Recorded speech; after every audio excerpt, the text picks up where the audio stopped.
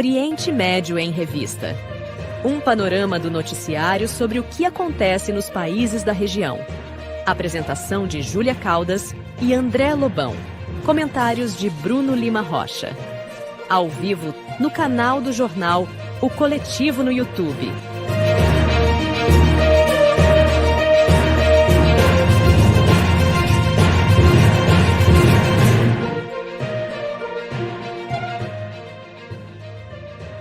Olá, boa noite. Eu sou Júlia Caldas e comigo estão Bruno Lima Rocha e Mohamed Ali. Olá, boa noite. Olá, boa noite, sejam bem-vindos. No programa de hoje, vamos acompanhar os últimos acontecimentos sobre a guerra de Israel contra o povo palestino e também vamos conversar com Sami El-Jundi, professor da Faculdade de Direito da URGS e também diretor da Federação Árabe Palestina do Brasil, a FEPAL. Mas antes, a gente vai para o editorial de hoje com o Bruno. Agora, no Oriente Médio em Revista, editorial.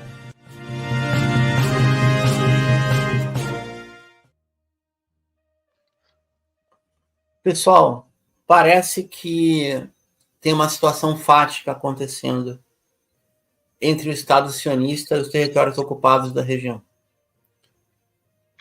Definitivamente, o exército de Israel, ele chama de forças de defesa de Israel, o correto seria falar forças de ocupação sionista, desistiu de lutar. É muito caro, é muito custoso colocar tropas por terra.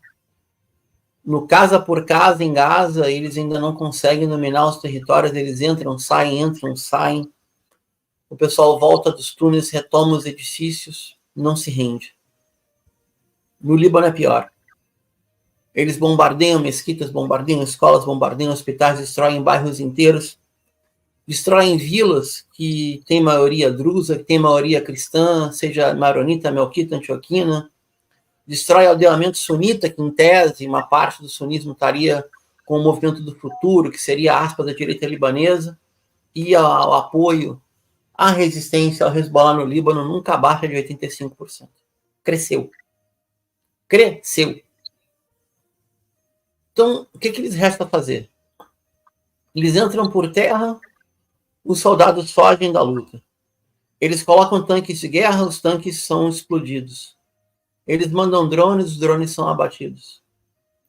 Fizeram um ataque ao Irã, o ataque foi tão simulado quanto a Operação Promessa Verdadeira 1.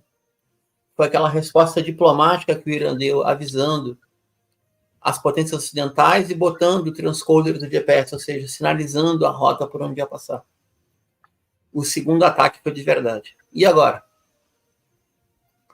O que essa gente vai fazer? Aceitar um cessar-fogo? Continuar destruindo escolas e hospitais? Apostar na vitória de Trump na semana que vem nos Estados Unidos? É possível? O que eles vão fazer? A gente não sabe. Tem uma certeza. Sem a proteção dos Estados Unidos, o Estado sionista acaba em 30 dias. Caso tenha a estupidez intelectual de declarar guerra ao Irã. 30 dias. Não mais que isso. Na Operação Promessa Verdadeira 3 ou 4, dependendo da escala, não vai sobrar centro de poder, centro de governo, para eles mandarem matar criança, estuprar prisioneiro, violentar mulheres e fuzilar idosos. Então, a situação essa é muito, muito, muito escancarada. Quais seriam as linhas de debate para, daqui da diáspora, poder imaginar o que está acontecendo? O Estado sionista conta ainda com o apoio dos Estados Unidos. Para o Partido Democrata, eles são um peso cada vez maior. Para o trumpismo, o Partido Republicano sequestrado pela extrema-direita, eles podem receber um cheque em branco. Mas se receberem um cheque em branco de Trump, vão agredir o Irã novamente? Em fazendo isso, vão receber a resposta. Em recebendo a resposta, ou os Estados Unidos entram, ou sabe-se lá. Por fim, finalmente, a Rússia entrou de cabeça no equilíbrio de poder da região e enviou para o Irã, não para a Síria ainda, infelizmente, mas já enviou para o Irã, pelo menos, os caças Sukhoi Su-35, que mais ou menos equivalem aos F-35 dos Estados Unidos. Então, de certa forma, está elas por elas. A gente gostaria muito de ver a supremacia aérea sionista sendo desafiada nos ares por caças de combate árabes, mas ainda está longe disso. O que se sabe, eu encerro com isso, é que o espaço aéreo iraniano não é terra de ninguém, não vão deitar e rolar como fizeram com a Síria nos últimos 12 anos, já não fazem mais. E caso um exército de ocupação ocupe sem ocupar, só bombardeie e não lute corpo a corpo, eu não sei como pode dominar. Se alguém puder explicar como é possível fazer a operação de um exército de ocupação que não ocupa porque não quer ficar, porque entra e sai, entra e sai, entra e sai. Qualquer semelhança com a guerra do Vietnã não é nenhuma coincidência. Demora, mas chega. Saigon caiu. A Palestina será livre do rio ao mar. Obrigado. É isso, Bruno. Obrigada. Mohamed, quer fazer alguma colocação em relação a esse editorial? Quero sim, quero reforçar o editorial, né? O Bruno, ele colocou, né, com muita propriedade, né, essa questão, né, dessa entidade sionista não saber o que está fazendo. São inconsequentes, totalmente inconsequentes. São estrangeiros, a terra não é deles, né? Eles se fanatizaram, né, através de um Deus que não conhecia a América para prometer a América. Se conhecesse a América, teria prometido a América, né? Mas não conheceu, né? E aí eles estão lutando com quem? Com os palestinos, né? Com os libaneses. Essa resistência que eles não entendem como é tão forte. Lógico que é tão forte. Só resta ao palestino resistir. Só resta ao palestino lutar. Só resta ele, né, se agarrar à terra como se fosse raiz, porque nela estão seus pais, seus avós, tataravós, bisavós, durante 20 gerações no mínimo, né? Eu sou de origem palestina, cananeu, filisteu, até judeu, né? Talvez eu seja mais judeu do que o judeu que está lá, se achando proprietário da terra, né? Então essa questão é muito importante. O libanês, né, ele é praticamente igual aos palestinos, fortes, né? São, né, praticamente os mesmos descendentes do Levante, com os sírios e demais. Lutamos, sim, por propriedade, por terra, pelo que temos direito, pela justiça. Por isso que somos fortes. Quem está do lado da injustiça, da mentira, se torna fraco. E os Estados Unidos já deu carta branca. Israel já fez o grande ataque para ela, né? Ela fez o grande ataque. Só que o Netanyahu ele tem um pouquinho de verdade no que ele prometeu. Alterou o mapa do Oriente Médio. Alterou.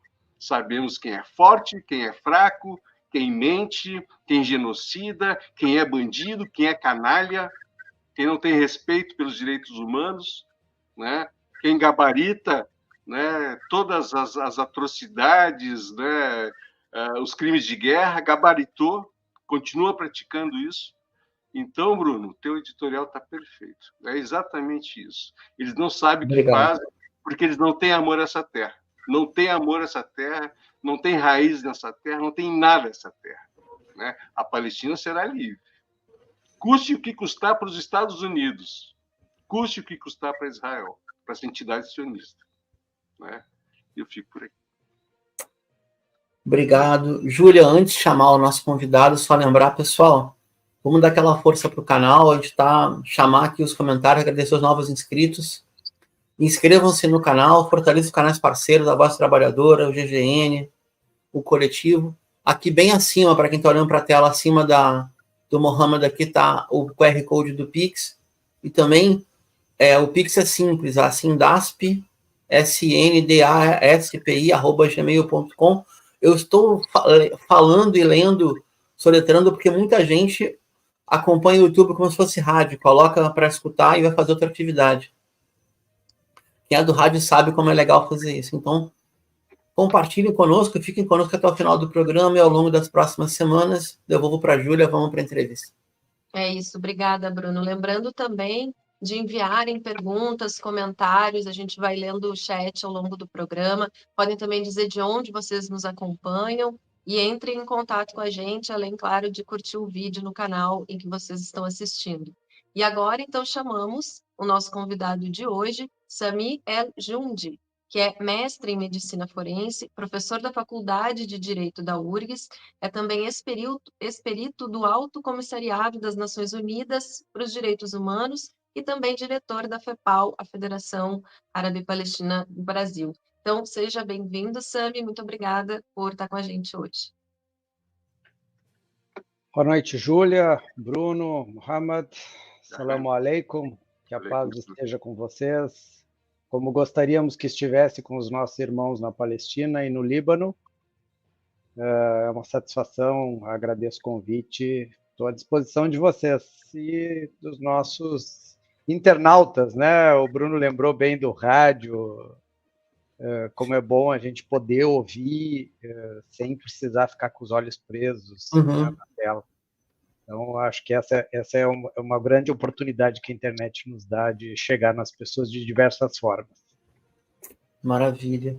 Sami, só para ratificar o convite, para quem está nos acompanhando, o Sami foi convidado a ficar conosco até o final do programa. Então, na segunda parte, na hora do noticiário, o comentário hoje é do Mohamed e do Sami, e eu fico ancorando junto com a Júlia.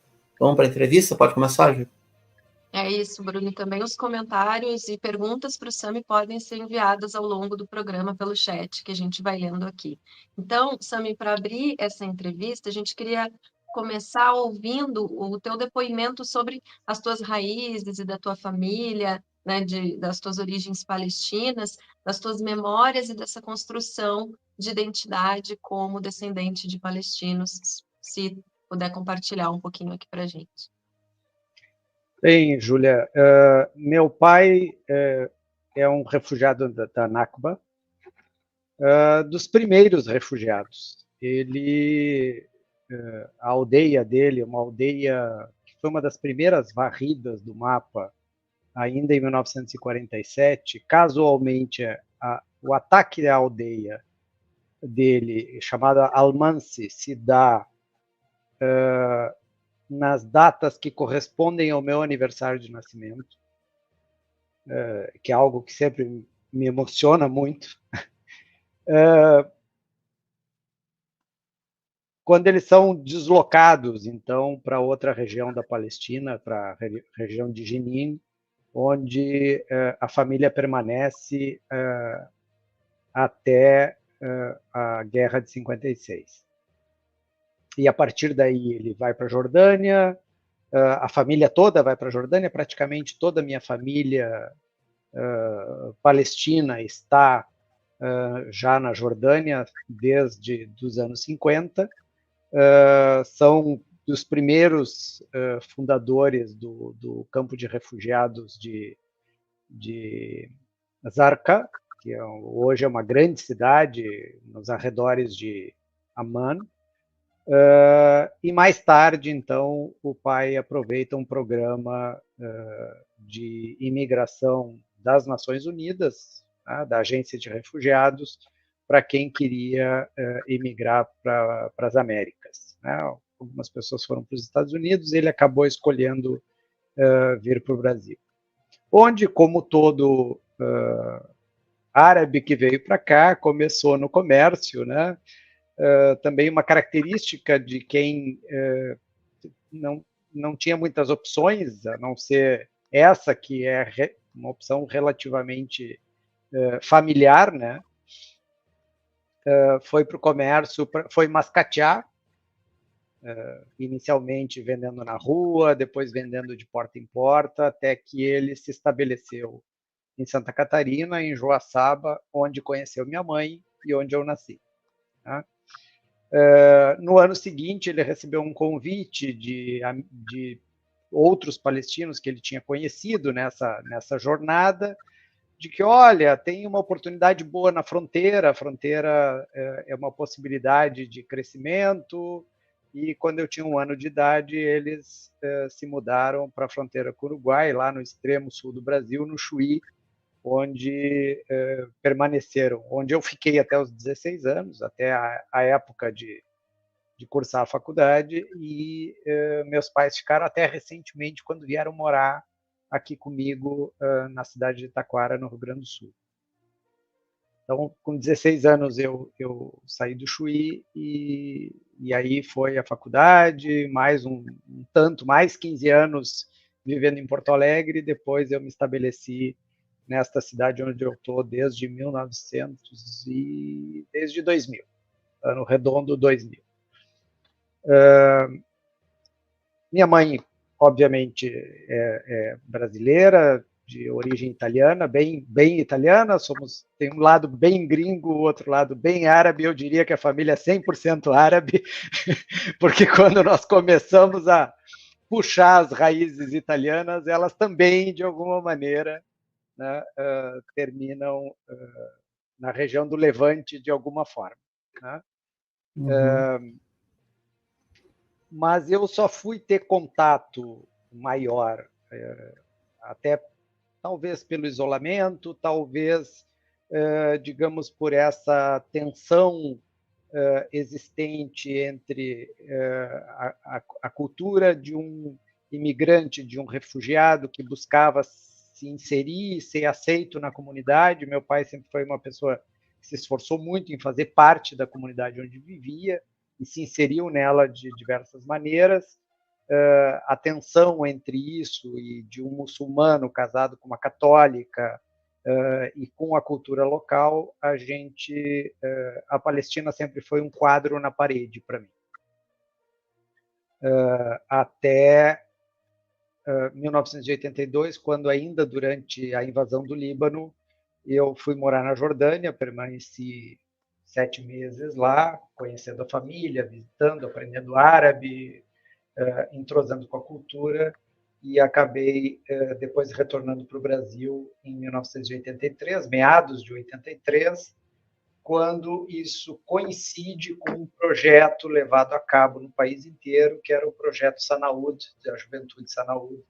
Eu sou da primeira geração da Juventude Sanaúd, dos primeiros jovens que passaram por um processo de capacitação política, de conhecimento, estudo do que era a questão palestina, de quais eram as nossas raízes e de como nós poderíamos fazer o enfrentamento político da ocupação. E a partir daí, bem, isso vai se interligando com toda a minha trajetória política ao longo da faculdade de medicina, no centro acadêmico, no movimento estudantil, no movimento partidário, e de alguma maneira essas coisas vão se encontrando até depois se afastarem de novo num grande período de prática, de imersão na prática médica e no atendimento, e voltam a se conectar alguns anos depois, em certa medida, também com o renascimento do movimento da organização palestina através da FEPAL no Brasil. Então, resumidamente, é isso aí. Mohamed, me dá só um comentário, Sami. Você já não morava lá, eu acho, né, do glorioso Central Palestino Futebol Clube, o clube do Chuí, Chuí, como a gente chama na fronteira do lado do Uruguai. O clube já não existe mais, infelizmente. Também... O Central foi fundado quando eu estava lá. Sim. Foi fundado quando eu estava lá. Se não me atrapalho aqui com as minhas lembranças, o Central Palestino chegou até a primeira divisão no Uruguai. Ele jogava no Uruguai, era financiado pela comunidade local, especialmente por um grupo muito envolvido com o futebol e que via no futebol uma possibilidade de nós carregarmos a bandeira palestina de uma forma que as pessoas tomassem conhecimento. E acredito que naquela época, muito pouco se falava disso.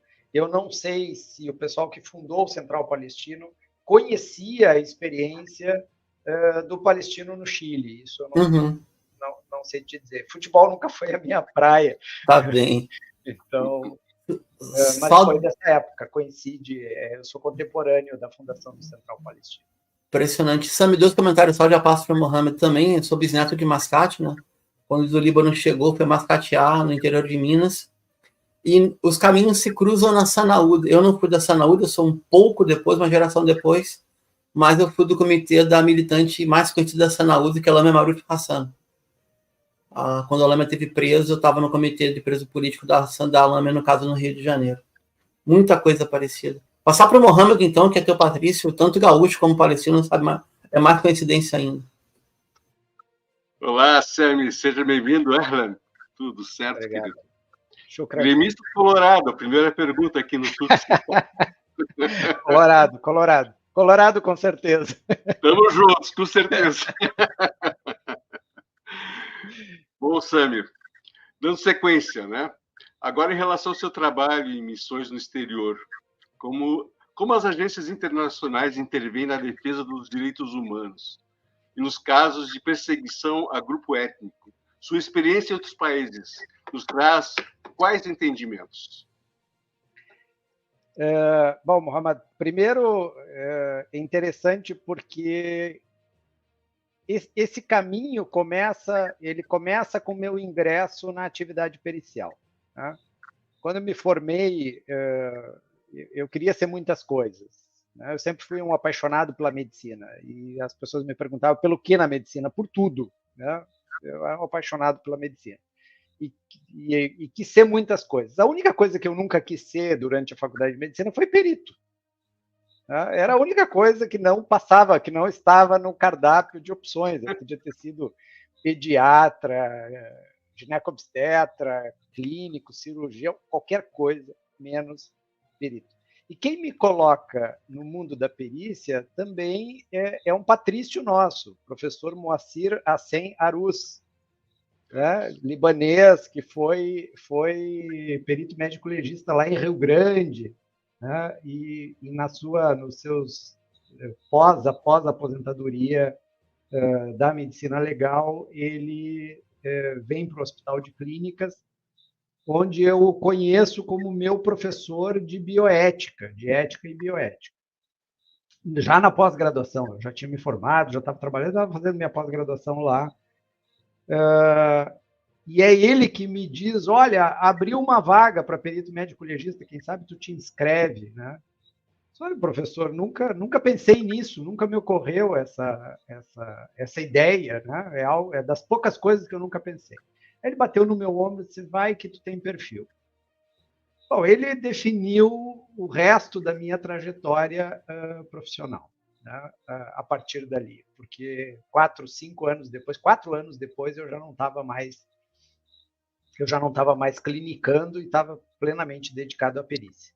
Esse caminho da perícia que eu fiz, que eu exerci com paixão e que me levou a uma série de eventos e contatos internacionais, é que acabou culminando numa indicação para que eu me inscrevesse para uma vaga de perito médico legista, seria o equivalente ao cargo na República Democrática do Congo. Nossa tarefa era basicamente a investigação de crimes de guerra. O Congo passou por vários períodos de conflito. Né? Os períodos mais recentes de conflito do Congo vieram de 2006 para cá, e existe uma missão das Nações Unidas na região, que está lá desde 98, desde 1996, começou com o Alto Comissariado das Nações Unidas, e nesse processo de negociação com o governo congolês, instituiu, então, uma equipe de apoio técnico na investigação de crimes de guerra, que no acordo internacional compete à própria Justiça Militar do Congo o julgamento desses casos. Né? Então, nós temos uma peculiaridade, que é o próprio país, né, julgando esses casos.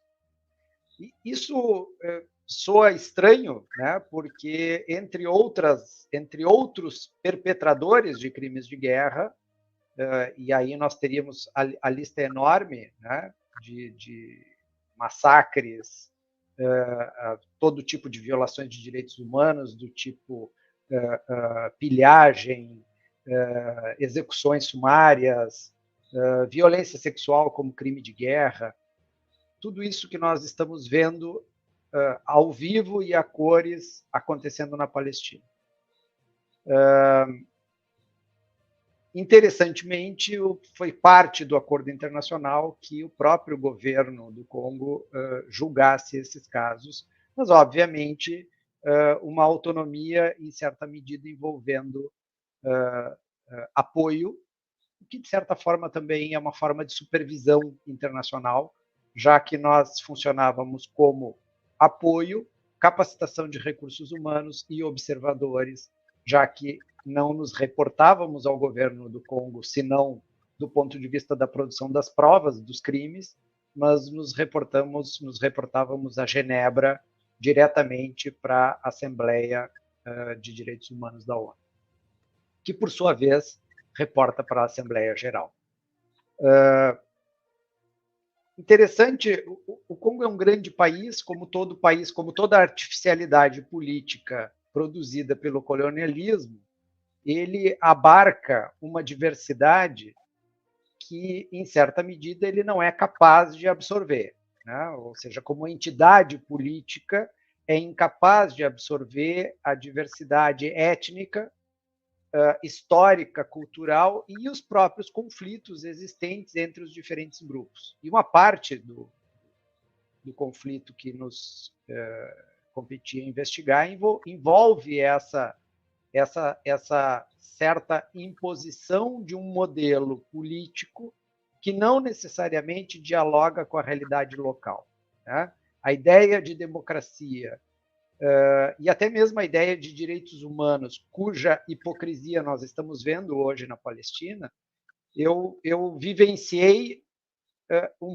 pouco antes, né, foi durante a pandemia, então um pouco antes desta nova etapa do genocídio palestino, mas de certa forma remete à realidade dos palestinos, ou seja, um modelo político imposto desde fora com valores abstratos, né, que não necessariamente encontram eco na realidade local, seja porque não são implementados, porque não há um investimento efetivo na sua implementação, seja porque não são implementáveis no sentido em que não conseguem dialogar com as características locais. Então, por exemplo, o Congo, em várias regiões, tem características muito tribais de distribuição de poder, né, de poder político.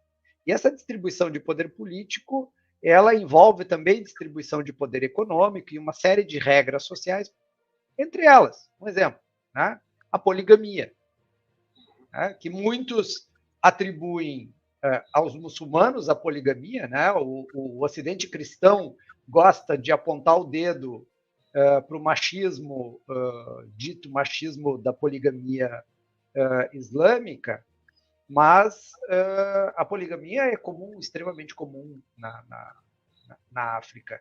E interessante, bastante tolerada, inclusive nos grupos cristãos e em vários grupos neopentecostais no interior da África, que aprenderam a dialogar com essa cultura local para poder estabelecer, fincar o pé, né, e estabelecer os seus espaços. Então, eles toleram, por exemplo, a poligamia, que é proibida na legislação do país, que, por sua vez, prevê uma cláusula de exceção genérica, que é a de que será aplicada a lei nacional desde que ela não entre em choque com as leis locais, a cultura local, que cria uma margem de flexibilidade na interpretação. Mas, por exemplo, a gente vê muito das igrejas neopentecostais chegando, comprando grandes propriedades, grandes áreas de terra, com muitos recursos trazidos da América Latina e dos Estados Unidos, alguma coisa da Europa, mas principalmente da América Latina e dos Estados Unidos, comprando grandes territórios e permitindo, autorizando, então, que as famílias que eram nativas do local passassem a viver dentro desses territórios e explorar a terra no local de maneira basicamente subsistente, né? uma cultura de subsistência, com a condição de que eles frequentem os cultos e levem seus filhos. Os cultos e levem seus filhos. Então, é um projeto multigeracional de poder, né? Em que eu compro a terra que é tua, te deixo viver nela, e a condição é que tu compareça aos cultos e pague o dízimo. As igrejas conseguem cobrar impostos com uma capacidade de cobrança de impostos infinitamente maior do que o governo. O governo não consegue cobrar os impostos que eles conseguem cobrar. E assim, nós vimos grandes territórios ocupados por todo tipo de denominação protestante, pentecostal, neopentecostal, de todo tipo. Nem vou entrar no que estava acontecendo em Angola com a Universal, né? Com a Universal em Angola e tudo mais, porque ali a questão se deu numa escala muito maior do que essa. Me referindo só ao trabalho de base que é feito nessa região. Isso nas áreas já pacificadas, né? Enquanto isso, no leste, que é a zona de maior conflituosidade hoje, que é a zona de exploração das minas de ouro, das minas de cobalto, das minas de diamante, né? Onde as milícias armadas se chocam com as tropas republicanas e se chocam com as tropas pacificadoras da ONU, e que nós vemos ali um jogo de poder em que há milícias financiadas por Uganda, milícias financiadas por Ruanda, que, por sua vez, fazem o jogo de apoio político à pacificação do Congo. E a única estabilidade na região é que não importa qual é a guerrilha, qual é o grupo de guerrilha, o grupo miliciano, ou se são as tropas republicanas que controlam aquela região, as minas nunca param de produzir. Tá? Caramba. Então, essa foi a realidade que a gente viveu ali, no meio disso tudo, tentando, então, produzir provas que atendessem a um senso de justiça e a um conceito de justiça restaurativa que está tentando se implementar naquela região. Sami, vamos para a nossa última pergunta. Vai, Mohamed, perdão. Vai, pode ir.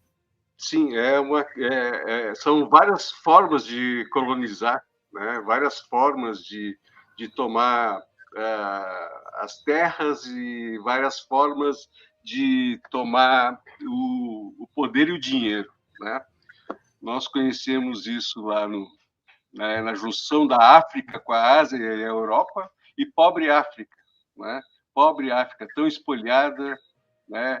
Tão roubada, né? Que não está tendo paz até hoje, em tantas formas, né, de exploração da sua população. Não é por menos que os palestinos têm um link muito forte com toda a África. Né? Talvez é o continente, junto com a América, né? Mas é o continente que infelizmente, vive consequências do colonialismo profundas até hoje. Até hoje. Ainda está se libertando da França, né? Ainda está tentando se libertar, ter autonomia, não está conseguindo. Né? E é impressionante, eu fico impressionado com essas questões das igrejas neopentecostais na exploração das coisas. Eu vejo um papel muito importante delas, muito importante, né? Mas o fator dinheiro e poder e lavagem cerebral e contar uma outra história de Jesus é impressionante. É impressionante. Esse é meu comentário, desculpa. Beleza, imagina, tudo bem. Sami, então, imagina, a gente está na última pergunta, vamos para o intervalo na sequência. Eu queria resgatar aqui uma fala, eu sei que você dá aula no direito também, tem essa experiência no direito internacional. Eu tive a chance de entrevistar o ministro Francisco Rezec. Ele afirmou categoricamente o seguinte, que o que ocorre hoje na Palestina, e hoje é um processo histórico, a gente pode botar 46 com a Nakba, pode botar 1920 com o Império Britânico, bota 46 para ter um número redondo. Se trata de punição coletiva em limpeza étnica. E aí, é uma pergunta meio retórica, mas na tua experiência como operador internacional, caberia, então, pela lógica do que ocorreu em África, qualquer movimento africanista defende reparações históricas. Caberia, no caso da Palestina, estou te perguntando? Bem, como se fosse pouco, né? Não só, eu sei que não é pouco, o direito ao retorno. Eu não sei se cortou a última parte. Você me ouviu a última parte? Cortou a última parte. Não, perdão. Então, a pergunta era mais ou menos o seguinte, né? Caberia, além do direito ao retorno, também demandar reparações históricas?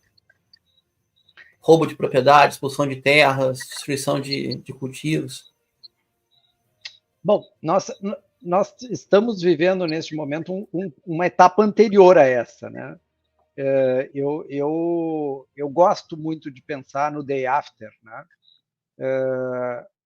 Mas o fato é que nós estamos vivendo uma etapa anterior a esta, que eu estou lendo alguns comentários aí, que é a encruzilhada do direito internacional, a encruzilhada do sistema de valores que nós temos chamado, né, de um sistema baseado em regras, mas a gente não pode esquecer que o direito ele tem um caráter normativo e, como tal, abstrato, né? O direito é o terreno do dever ser, não é o terreno do ser, é o terreno do dever ser. Se todos nós fôssemos,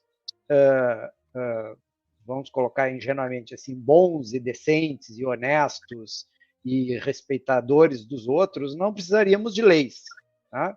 Então, nós temos leis porque nós precisamos da norma do dever ser. Tá? Ao mesmo tempo que nós precisamos da norma do dever ser, nós precisamos de uma capacidade de imposição do dever ser. Então, o direito sem capacidade coercitiva, ele é letra vazia, né? É pregação. E pregação nós sabemos que cola para uns, não cola para os outros e não convence todo mundo. Então, sinteticamente, né? O direito internacional, enquanto norma abstrata, ele atingiu um grande avanço, mas ele é absolutamente incapaz de se autorrealizar. Ele só se realiza através da capacidade de coerção. Esse é o grande problema do direito internacional. É um direito sem soberano, né? O direito requer um soberano, requer um poder de soberania, requer um monopólio da força que precisa ser imposto. Se nós olharmos isso, percebermos isso, que nós estamos falando de um conjunto de normas de caráter abstrato, cuja imposição depende do uso da força e, em última instância, de vontade política, e olharmos para o mundo real que nós temos, em certa medida, nós vamos ver que a diferença entre eles é abismal, independentemente da questão palestina. Independentemente, esqueçamos por um instante a questão palestina. A quantidade de violações do direito internacional que existem no mundo atualmente seria suficiente para a gente dizer, olha, tem alguma coisa errada e há uma esquizofrenia aqui, né? Um descolamento, uma dissociação psicótica entre realidade e norma. Quando nós colocamos a questão palestina na equação e quando nós colocamos a questão palestina em tudo que ela significou enquanto construção paradoxal dentro do direito, nós não podemos esquecer que quem criou a divisão da Palestina foram as Nações Unidas, ainda que naquela época determinados valores do direito internacional existentes hoje ainda não tivessem sido construídos, ou seja, ela já é uma ruptura da regra do direito, né? E nós colocarmos principalmente o que aconteceu do ano passado para cá, que nós vemos é o seguinte: o colapso sempre foi iminente, porque a dissociação é absolutamente psicótica entre realidade, idealização e norma do dever ser. Mas este é um momento de encruzilhada do mundo, e se será uma encruzilhada, se é uma encruzilhada do direito internacional como nós conhecemos hoje, das organizações internacionais como nós conhecemos hoje, da distribuição de poder no mundo, essa é uma questão que será resolvida nos próximos meses, eu não tenho nenhuma dúvida disso, de alguma forma. E aqui eu não arrisco, né, predizer nada em função do que nós temos aí no curto espaço de tempo para acontecer, especialmente a eleição nos Estados Unidos, a possibilidade de ampliação do conflito no Oriente Médio. Tá? Então, há uma encruzilhada neste momento que é uma encruzilhada do mundo, não é uma encruzilhada do direito, é uma encruzilhada da humanidade. A humanidade vai ter que definir se ela retorna à barbárie, possivelmente a barbárie pré-Primeira Guerra Mundial, não é a barbárie pré-Segunda Guerra Mundial, é a barbárie pré-Primeira Guerra Mundial. Se ela leva o conflito para dentro da Europa, porque o conflito já está dentro da Europa hoje, né? E que destino nós queremos dar para esse mundo? Porque hoje é inevitável, o conflito bate às portas da Europa. O que esse modelo internacional conseguiu fazer desde que ele foi criado, pelo menos aí desde a Liga das Nações? Vamos colocar dessa forma, eu acho que nós podemos rastrear esse modelo, pelo menos até a Liga das Nações. Da Liga das Nações para cá, primeiro, ele conseguiu manter a Europa em paz durante 75 anos, 78 anos. Tá? A Europa conseguiu a paz, que para ela foi um grande negócio.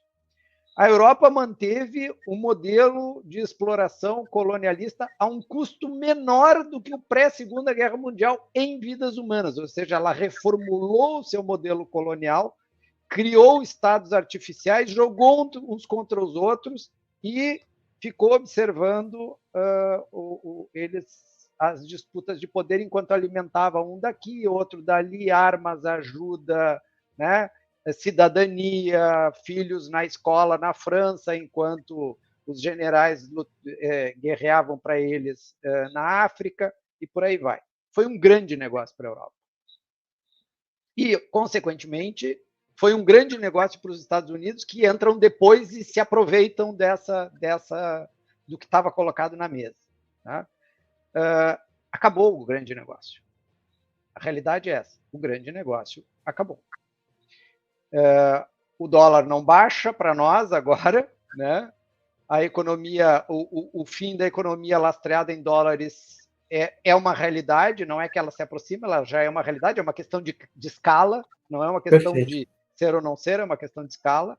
Petrodólares acabaram. O Oriente Médio começa a mudar sua configuração na marra, se não por necessidade, por vontade dos seus líderes, pelo menos na marra. Então, a gente tem uma encruzilhada que eu não sei se vai ser semana que vem, mês que vem, daqui 6 meses, mas o mundo vive uma encruzilhada em que o modelo atual se esgotou. E ele vai ter que se reinventar num mundo onde o Sul global já não está mais disposto a pagar a conta de boca fechada. Esse que é o problema. Perfeito. Certo, Sami. A gente tem que interromper um pouquinho a nossa conversa para chamar o intervalo, mas o Sami vai ficar com a gente no próximo bloco, então a gente já volta.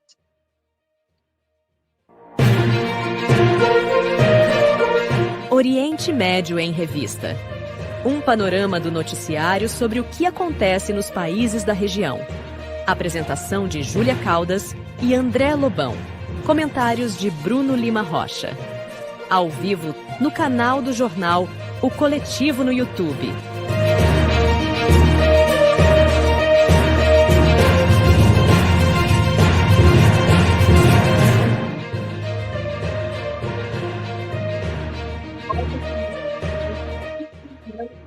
acompanha, de curtir o programa aí no canal em que vocês nos assistem, também de enviar um comentário, pergunta para a gente, que na sequência do programa a gente vai lendo, vai tentando responder. E além do like, também tem o nosso QR Code e o nosso Pix, passa aí na tela, sindasp@gmail.com, para quem quiser e puder contribuir com o programa, já que a gente tem toda a parte técnica aqui nos dando esse apoio, aparece o QR Code aí na tela, ou então pelo endereço sindasp@gmail.com.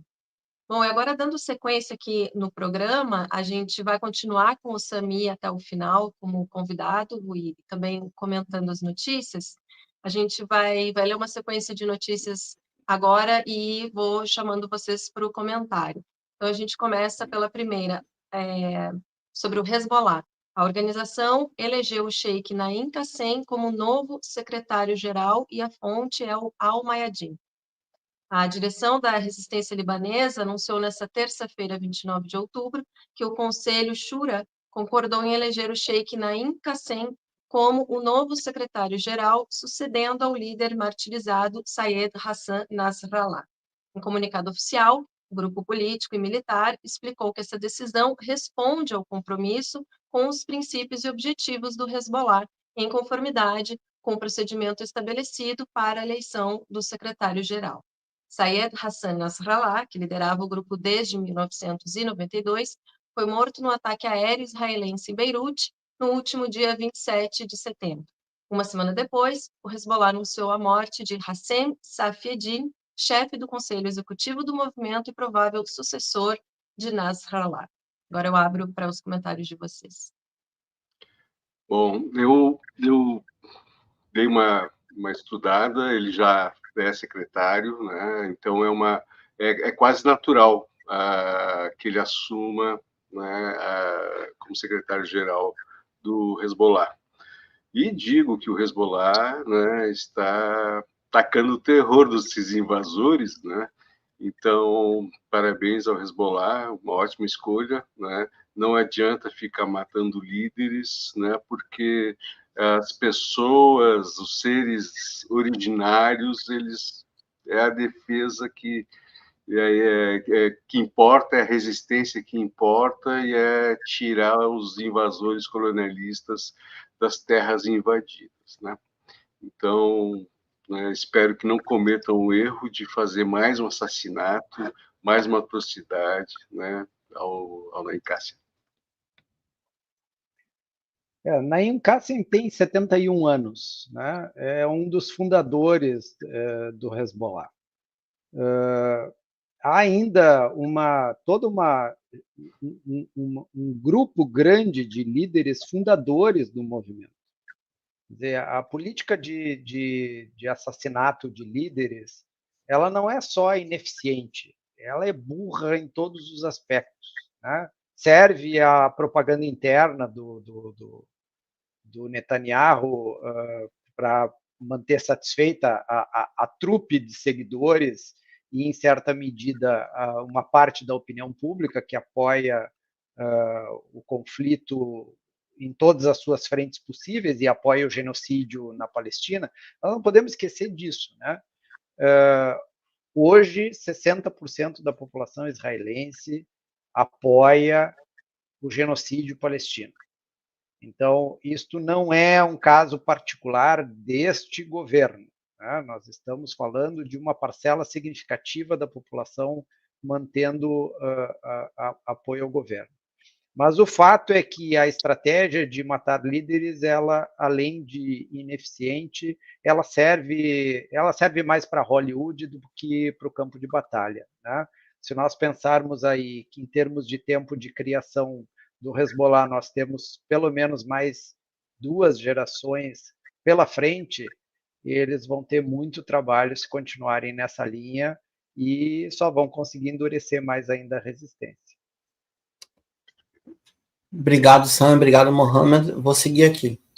O Iêmen utiliza drones para atacar a zona industrial israelense de Ashkelon. A fonte é a Rispan TV, que é o canal iraniano em língua espanhola.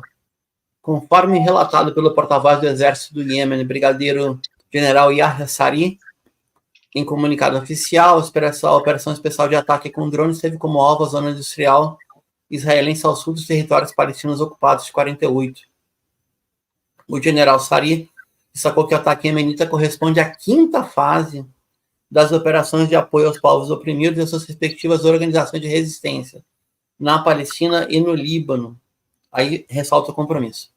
Também enfatizou que, em resposta aos crimes do inimigo sionista em Gaza e no Líbano, as Forças Armadas iemenitas continuarão suas operações militares e que elas não cessarão enquanto os bloqueios e agressões a Gaza continuarem. Eu ressalto isso, é o mesmo procedimento da Frente de Defesa de Gaza no Líbano. Enquanto não tiver um cessar-fogo, não vai ser interrompido a campanha da Galileia. Ela não vai parar. Deixo para o Mohamed e para o Sami comentarem à vontade. Viva o povo do Iêmen, né? Viva, né, os hutis, a resistência, né? Porque, né, hoje eu li que eles atacaram 3 navios, né? Também com novos equipamentos submarinos, drones submarinos, né? Quer dizer que Inglaterra, Estados Unidos, o Império atacando os iemenitas não está dando certo, né? Viva o Iêmen, viva o povo do Iêmen, lutam, né? Fazem por merecer, né? Estão irmanados conosco, farão parte da Palestina livre, com certeza, né? O Iêmen fazendo a diferença. Parabéns, Iêmen. Só lembrar, para quem não sabe, quem está nos ouvindo e não sabe, que Ashkelon fica no norte de Gaza e é uma das regiões, é uma ocupação israelense no norte de Gaza que se chamava Al-Majdal. Era uma terra palestina ocupada da qual saiu a família do Yahya Sinwar. Ashkelon fez nascer, se pensarmos do ponto de vista histórico e do que significou a Nakba e a limpeza étnica de Ashkelon, ela fez nascer o Hamas nessa perspectiva, né? É território palestino ocupado e limpado pelo processo de limpeza étnica da Nakba. E hoje, muito se fala também da primeira intifada e dos ataques a Ashkelon como se estivesse atacando território israelense. Nós estamos falando de território palestino ocupado. Perfeito. Obrigada, Samir. E só lembrando a nossa audiência que a gente está quase chegando aos 500 aqui no Ao Vivo, contabilizando todos os links, né, todas as contas que nos retransmitem. Então, lembrando de curtir o vídeo e também de compartilhar com os contatos de vocês para que mais gente entre e se engaje aqui com a gente. E a notícia agora é: Israel decide banir a Agência de Ajuda Humanitária da ONU para refugiados palestinos. A fonte é o Opera Mundi. O parlamento israelense aprovou uma lei que proíbe a Agência das Nações Unidas para os Refugiados Palestinos, na sigla UNRWA, de trabalhar nos territórios ocupados. A questão é que o acesso por Israel é essencial para a atuação dos agentes na faixa de Gaza. A decisão de Israel de banir a Agência de Ajuda Humanitária da ONU para Refugiados Palestinos pode representar a morte de mais crianças, sendo uma forma de punição coletiva para os moradores da faixa de Gaza, se for totalmente implementada, alertaram agências da ONU nesta terça-feira, 29 de outubro. Na ONU, o chanceler brasileiro Mauro Vieira classificou a lei israelense contra a agência como, abre aspas, ataque à sobrevivência dos palestinos, fecha aspas.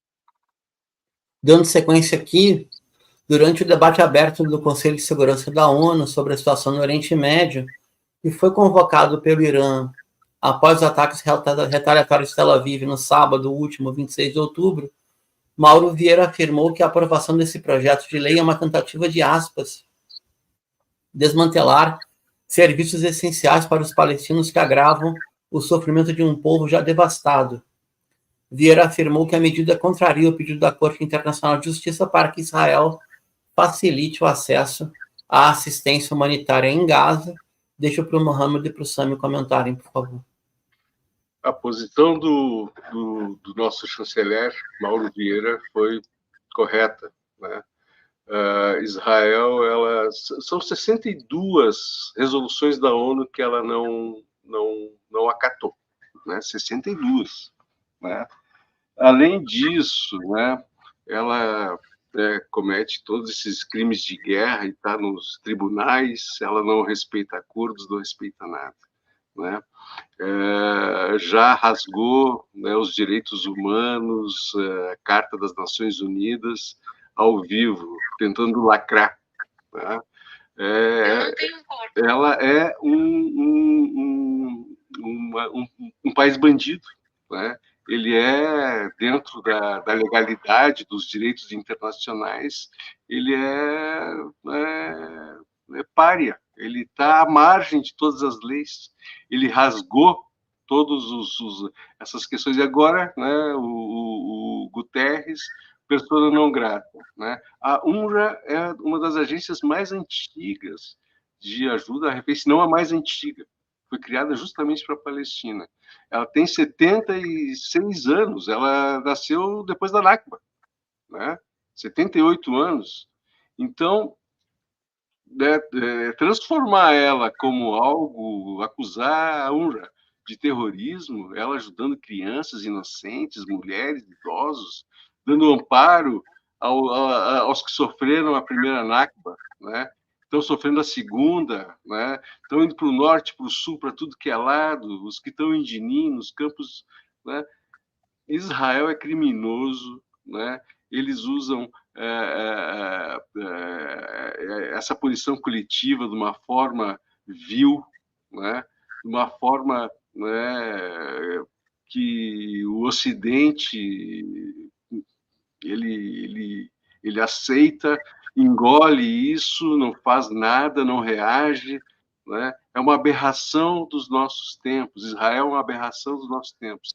Ela não tem convívio, não pode ter convívio com as nações. Não pode aceitar qualquer coisa de Israel fazendo essas atrocidades. Sami? Só reforçando isso que o Mohamed disse, a UNRWA foi criada em 49, final de 49, é uma das mais antigas, se não a mais antiga agência especial dentro das Nações Unidas, e é mais um movimento assim. Primeiro, Israel vem tentando destruir a UNRWA faz tempo, né, porque ela tem sido um suporte vital para os palestinos, para os campos de refugiados palestinos, já pelo menos desde a sua criação, e tem sido um problema para a limpeza étnica em função de um lado, oferecer suporte e, de outro, garantir a presença das Nações Unidas nos territórios ocupados com observadores permanentes. O staff era um staff relativamente grande, de alguns milhares de funcionários. É uma das agências com maior nível de exigência para contratação de funcionários internacionais. Os critérios deles são os mais exigentes em termos de qualificação profissional e experiência. Todos os nomes, historicamente, por exigência do governo israelense, eram submetidos às agências de segurança israelenses, portanto, ninguém trabalhava sem ter passado pela checagem do próprio governo israelense, e mesmo assim eles insistiam sempre que ela servia de abrigo, de suporte, de alguma maneira de ajuda. Esse ataque não é absolutamente nenhuma surpresa, e, em certa medida, a declaração, a aprovação do Knesset da lei que converte uma agência das Nações Unidas reconhece ela como uma entidade terrorista, é a prova de que o conceito de terrorismo de Israel é o conceito de uma criança birrenta, né? Qualquer um que não faça o que eu quero, quando eu quero, do jeito que eu quero, será considerado terrorista. E o problema é que é uma criança birrenta com uma arma de fogo na mão, então ela atira e mata, né?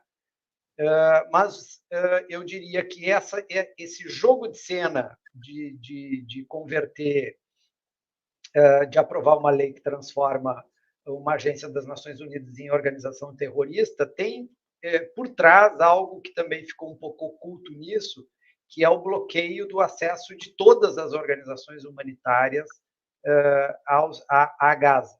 Né? Então, nós vimos aí eles continuam atacando hospitais, continuam atacando áreas residenciais, e o bloqueio que no início da limpeza étnica, pós 7 de outubro do ano passado, já tinha sido um bloqueio feroz, piorou ainda mais agora. Eles estão entrando, né? Não entra mais absolutamente nenhuma agência internacional. Então, foi um bloqueio da imprensa, um bloqueio das Nações Unidas, um bloqueio dos grupos humanitários internacionais, inclusive os grupos que vinham dos Estados Unidos, palestinos e pró-palestinos dos Estados Unidos. A ideia é apagar as luzes, literalmente cortar a comida e apagar as luzes, não só para que as pessoas morram de fome e de sede, de doenças, mas para que ninguém veja isso definitivamente. É isso. Obrigada, Samir. Dando sequência nas notícias, conferência em Paris arrecada US$ 1 bilhão em apoio humanitário e militar para o Líbano. A fonte é a Rádio França Internacional. Uma conferência realizada em Paris, dedicada ao Líbano, arrecadou na semana passada cerca de US$ 800 milhões, cerca de 4,5 bilhões de reais, em ajuda humanitária para o Líbano, de acordo com o Ministério Francês das Relações Exteriores, de acordo com o ministro das Relações Exteriores, Jean-Noël Barrot. No entanto, o progresso diplomático em Paris foi limitado pela ausência de representantes de nações importantes, como Israel e Irã, enquanto os Estados Unidos estavam representados apenas pelo vice do secretário de Estado, Antony Blinken.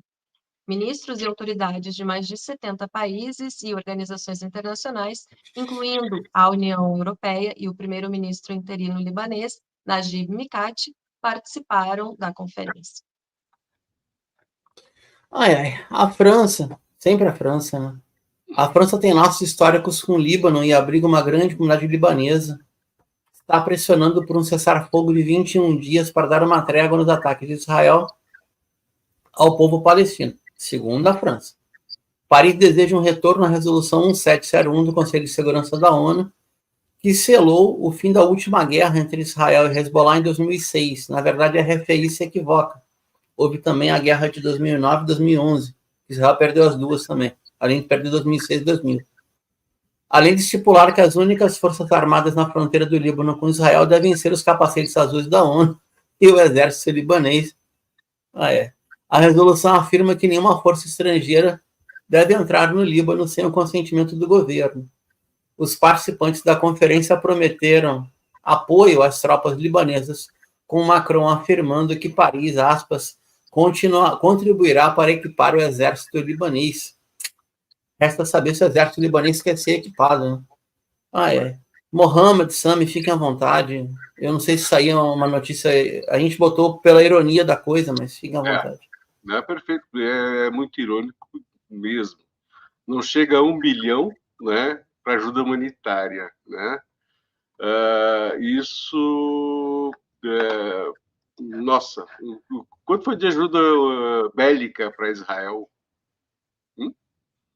A minha conta parou em 81 bi até agora. 81 declarado. 81 bilhões. Não chegou a 1 bilhão a ajuda, né, para o Líbano, gente. Né? Um prédio, né? As cenas que a gente vê diariamente, eu olho os prédios sendo explodidos com uma bomba de bunker, né? E no dia seguinte as fotos me lembram Porto Alegre. Né? Porto Alegre com essa inundação, né? O estado de guerra que ela passou, né? Inundada, as pessoas sofrendo, caminhando, tentando se salvar, né? E aí, como é que fica essa questão? Né? E aí vem com 800 milhões. Não precisa, realmente não precisa. O Ocidente fica com esse dinheiro. Né? Teremos os próprios árabes, palestinos, libaneses, eles vão se levantar sozinhos. Essa miséria... a paz é muito barata, a guerra é muito cara. Porque a guerra vai para alguns, a paz é para todos, esses hipócritas.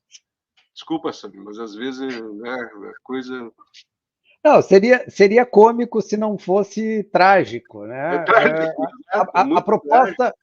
proposta ela é toda ridícula. Quer dizer, ela tem uma coisa central na proposta, né? A proposta do Macron é tira o Hezbollah do sul do Líbano, ponto. Essa é a proposta, né? Nós vamos equipar um exército que nós não sabemos se quer ser equipado e se quer cooperar conosco, e nós vamos combinar com outro exército o cumprimento de uma resolução que é um exército que não cumpre nenhuma resolução de coisa nenhuma desde o dia que Israel foi criado. Quer dizer, convenhamos, não foi a resolução 1701 que resolveu o problema do sul do Líbano, né? O que resolveu, pelo contrário, a resolução 1701 veio para resolver o problema de Israel, que precisava sair do sul do Líbano sem ser derrotado. Ponto. Não o contrário. Né? Desculpa te interromper. Uma saída digna. Isso. Ela quer que se cumpra a resolução 1701, né? Isso, e as outras resoluções? Exatamente. E as outras resoluções? Nós queremos que se cumpram todas as resoluções. Então, é como se ela tivesse sido uma solução para ela foi uma solução para Israel, e é o que eles continuam oferecendo, uma solução para Israel. Continua de novo, né? Então, vem o exército do Líbano, sai o Hezbollah, e Israel sai. Israel sai de onde nunca devia ter entrado. Se não tivesse entrado, se cumprisse as outras resoluções, não estava no atoleiro que está. É simples. Perfeito. Júlia, vamos dar sequência, tem mais duas só, para a gente poder fechar redondo o programa? Agora, então, o número de mortos em ataques de Israel em Beit Lahia, em Gaza, sobe para 109. A fonte é a Press TV. Aviões de guerra israelenses bombardearam um prédio residencial que abrigava palestinos deslocados no norte da faixa de Gaza, matando dezenas de pessoas e deixando muitas outras presas nesta terça-feira, 29 de outubro. Pelo menos 109 civis, incluindo mulheres e crianças, perderam suas vidas nesses ataques aéreos israelenses que destruíram um prédio de 5 andares na cidade de Beit Lahia. Segundo relatos, dezenas de pessoas ainda estão presas sob os escombros, enquanto as equipes de resgate continuam as operações para tentar encontrar sobreviventes e recuperar os corpos das vítimas. Me permita um comentário antes de ler. Eu fui criado por 2 avós, um avô de origem árabe dentista e um avô não árabe médico. Isso é de doer no coração. Vamos lá. Enquanto isso, Hussam Abu Safia, diretor do hospital Kamal Adwan, disse ao canal de TV Al Jazeera que dezenas de feridos chegaram às instalações e que muitos deles podem morrer devido simplesmente à falta de recursos. De acordo com o médico, abre aspas, o mundo deve agir e não apenas assistir ao genocídio na faixa de Gaza. Apelamos ao mundo para enviar delegações médicas especializadas para tratar dezenas de feridos no hospital, fecha aspas. Os assassinatos ocorreram enquanto o cerco israelense ao norte de Gaza, que já dura semanas, matou mais de 1.000 palestinos e destruiu diversos bairros. Até agora, o regime de ocupação sionista matou pelo menos 43.000 palestinos, a maioria mulheres e crianças, eu insisto, mulheres desarmadas, não combatentes, e feriu outros 101.000 na Gaza sitiada, segundo a Press TV, emissora iraniana em língua inglesa, que assim como a Al Jazeera está lá, não está falando de Teherã, está lá. Embora estando lá e sendo identificada como jornalista árabe ou pró-palestina, vira alvo dos bombardeios também. Mohamed, Sami, com vocês. Punição coletiva, crimes de guerra, né? Morte sem limites, né? Temos notícias de execução com tiro na cabeça de crianças, né? Ainda vai ter muita coisa que não sei se nós vamos ter estômago para suportar, né? Hoje eu fui ver, né, algumas notícias e vi do Canadá, atenção Canadá, tinha um torcedor com um boné da Palestina, foi retirado do estádio, um boné com o mapa da Palestina, com a bandeira palestina. Foi retirado do estádio, né? E aí? E esse pessoal que é morto, você dá as costas? Dá as costas, Estados Unidos. É o seu armamento que está sendo jogado, né? Vai fazer eleições? Pois é. Se as suas balas, as suas munições, a sua tecnologia está sendo usada para genocidar. Tudo, as redes sociais estão gravando tudo, nós sabemos de tudo e vimos tudo. Quem esteve do lado dos nazistas em 1945, depois da Segunda Guerra, que viu todas aquelas atrocidades, né? As fotos revelaram, teve Nuremberg, né? Nós teremos, as leis internacionais não vão aturar novamente esse genocídio ficar impune. Militares brasileiros que estão em Israel, lutando do lado de Israel, preparem-se, vocês também vão ser presos, vocês vão pagar por crime de guerra, né? Ninguém vai se ficar ileso com essa morte de inocentes, assim, jogando bombas, matando, trucidando, genocidando, né? E não deixando chegar suprimentos, bombardeando hospitais, doutor Sami, né? Imagina os colegas todos, né? Que passam por isso, imprensa mundial, são 160, 180, alguma coisa assim, jornalistas mortos. Vocês falam que terroristas são os palestinos, que existem, as crianças que morreram são terroristas? É isso que vocês estão dizendo? Né? Não, não, não, não. Pelo amor de Deus, pelo amor de Deus. Eu vi algum comentário aí dizendo que Israel, não sei o que mais, mas que Deus é esse que mata crianças inocentes, que Deus é esse que quer um país a esse custo. Esqueçam, não transfiram para Deus. Isso é blasfêmia, gente. Isso é blasfêmia. Não tem nada a ver com Deus. Vamos se respeitar, respeitem as religiões, respeitem o judaísmo, né, o cristianismo e o islamismo.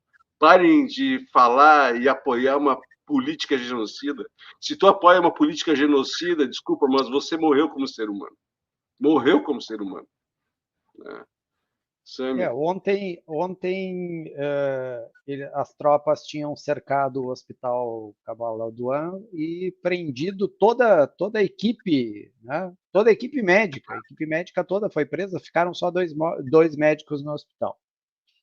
No dia seguinte, eles atacam um edifício com 5 andares, com mais de 200 civis dentro, dos quais, até agora, nós temos o número de mortos de 109. O que a gente sabe é que,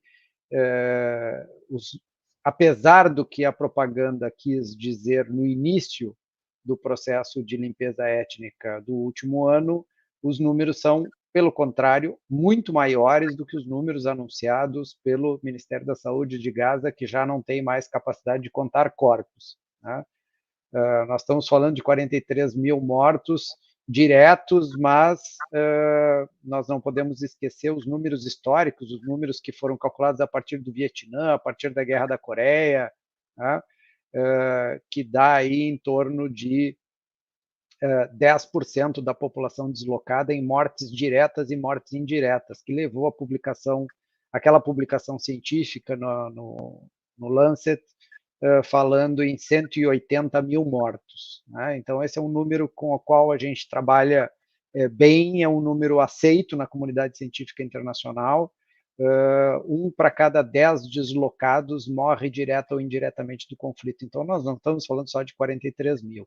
E a limpeza étnica, ela continua. E continua a partir dessa prática, né? Eu bombardeio o hospital, esvazio o hospital, incapacito o hospital e bombardeio uma área civil e impeço a assistência. Então, essa tem sido a prática, né? Segura a comida, segura toda a ajuda humanitária, deixa liberar um caminhão quando as pessoas vão se alimentar, vão buscar comida, bota os snipers para atirarem em mulheres e crianças. Essa tem sido a prática recorrente, filmada para quem quiser ver, e não está vendo isso quem não quer. Né? É isso. Vamos lá para a nossa última notícia. A África do Sul apresenta provas de atos genocidas de Israel na Corte da ONU. A fonte é Sputnik. A África do Sul submeteu um memorando à Corte Internacional de Justiça para complementar seu caso de genocídio contra Israel com novas evidências segundo teria informado o gabinete do presidente Cyril Ramaphosa nesta última segunda-feira, 28 de outubro. Esse documento tem mais de 750 páginas, além de 4.000 páginas só com exposições e anexos. Segundo informações do site Sputnik, o memorando contém provas de violações da Convenção para a Prevenção e Punição do Crime de Genocídio e evidências de danos causados por Israel aos palestinos na faixa de Gaza. Completando aqui a notícia, em dezembro de 2023, a África do Sul já havia apresentado uma queixa contra Israel na Corte Internacional de Justiça devido à guerra em Gaza, pedindo que o tribunal tomasse medidas provisórias contra as autoridades israelenses. A África do Sul alegou que as ações de Israel contra os palestinos violavam obrigações previstas na Convenção do Genocídio. Passo para o Mohamed Ussami para a gente encerrar o nosso programa. Eu vou ler aqui um comentário de Marlene Costa, que vai resumir essa questão toda. Vi imagens muito tristes de uma mãe tentando achar os sapatos da filha para encontrar os restos mortais dela, e o surfista mostrou pedaços de uma perna com um sapatinho e perguntou se a filha era dela. Gente, é crime, é genocídio, é tudo, é toda barbárie. Eu não sei como encontraram tanta criatividade para matar de forma brutal os inocentes, fazer sofrer. Nós sofremos todo dia essa distância e ver essas imagens cruéis. Faz mal para a gente, faz muito mal para a gente. Mas a gente está aqui na luta por eles. A gente está aqui desafiando todo esse poder, toda essa questão econômica, esse poderio, essa narrativa, essa retórica de Deus e sei lá o que, de terra prometida. Não existe isso. Não existe isso. Então, gente, a gente está aqui, está na luta, né? Contamos com vocês curtindo, né? Passando para as outras plataformas, né? Esse programa, né? Curtam, participem, estejam na próxima terça-feira que teremos muito mais comentários, muito mais coisas. Sami? Bem, todos os dias tem sido essa a realidade dos palestinos, né? Nos territórios ocupados em geral. Eu só quero lembrar que, enquanto Israel está massacrando a população de Gaza, eles não esqueceram da Cisjordânia, né? Os raids, os ataques, ainda que numa escala infinitamente menor, na Cisjordânia têm sido diários, as demolições de casas têm sido diárias, 2, 3 casas, 2, 3 famílias deslocadas todos os dias, preparando a ocupação na Cisjordânia também, preparando a limpeza da Cisjordânia. Então, ninguém tenha dúvidas de que a resistência palestina em Gaza hoje também é a resistência palestina da Cisjordânia, porque o alvo será a Cisjordânia tão logo eles tenham fôlego para isso, né? O único limite de Israel hoje é o limite da sua capacidade militar, que não existiria se não fosse a sustentação norte-americana. Tem muita gente, um argumento que eu tenho visto recorrente contra a limpeza étnica na Palestina, que para mim parece um argumento paradoxal, porque ele apenas reforça a ideia da limpeza étnica, é de que a população palestina teria aumentado ao longo do período de ocupação, ao contrário, e que isso seria um argumento contrário à limpeza étnica. Eu diria exatamente o inverso disso, né? Esse é o argumento que se coloca como um dos motivadores da limpeza étnica, a preocupação dos governos e da população sionista de que os palestinos os superassem em números e o Estado palestino fosse uma realidade demográfica, né? o que explica em boa parte a execução do projeto com essa ferocidade. Que eles aprenderam como ninguém a fazer o que estão fazendo. Perfeito. Gente, eu queria chamar, infelizmente, o encerramento do programa. Alan, você tem um card de atividade de amanhã na UFSC? Só para a gente poder anunciar aqui? Se não, eu leio, não tem problema. Tem aí, Alan? Então eu vou lendo aqui, ó. Isso, tampou todo mundo, mas tudo bem. Então, amanhã, para quem está no ao vivo, tá? 30 de outubro, quarta-feira, 19 horas, auditório do Centro de Filosofia e História, CFH, da UFSC, em Florianópolis. O evento é Liberdade em Xeque, Censura e Perseguição às Vozes Críticas do Debate Palestina e Israel. Convidados, olha só, doutora Cláudia Assaf, internacionalista, professora de árabe, diplomata brasileira, uma das campeãs do debate público árabe brasileiro e pró-Palestina no Brasil. Também vai estar presente o Dr. Fauzi Al-Mashni, ex-embaixador da Palestina no Brasil.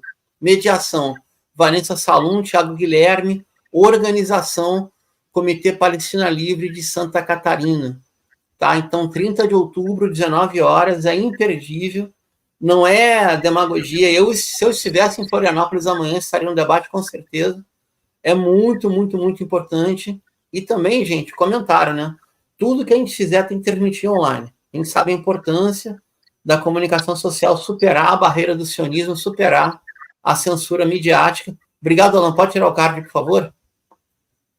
Então, me despeço por aqui. Agradeço ao Sami.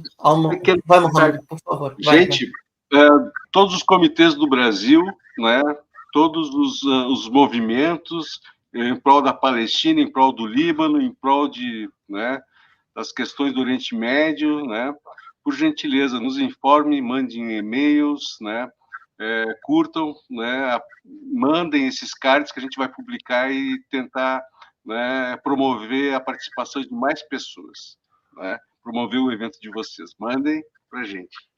É isso. Sami, umas considerações, por favor.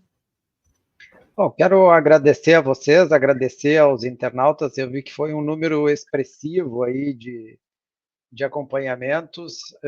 Ficamos à disposição. É sempre uma satisfação poder discutir isso, porque nós estamos levando a causa palestina e a realidade do que está acontecendo hoje a partir da ocupação sionista através de vocês. Esses são canais fundamentais para romperem o bloqueio da mídia, o bloqueio da grande mídia.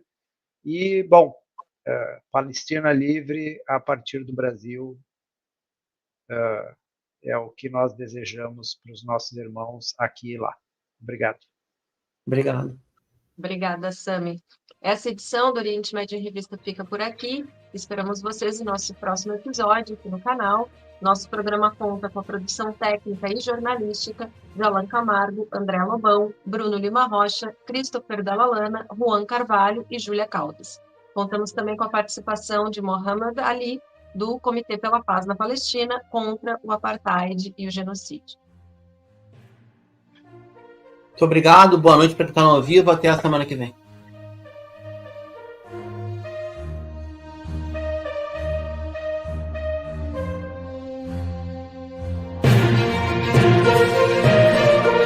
Oriente Médio em Revista. Um panorama do noticiário sobre o que acontece nos países da região. Apresentação de Júlia Caldas e André Lobão. Comentários de Bruno Lima Rocha.